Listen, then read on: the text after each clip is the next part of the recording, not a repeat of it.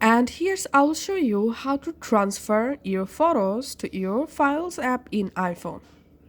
Go ahead and open the Photos app, and here I have a bunch of photos I want to transfer to my Files app, and here's how to do it. I'm tapping on select, and now I'm selecting those photos. You can also select videos. Steps will be similar.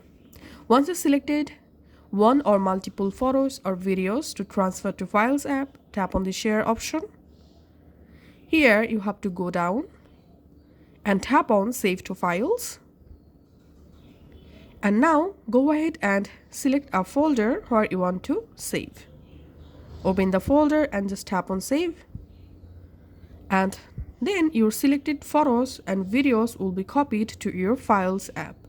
Now let's open our Files app, navigate to the folder, and here as you can see those photos successfully transferred to my Files app. Thanks for watching.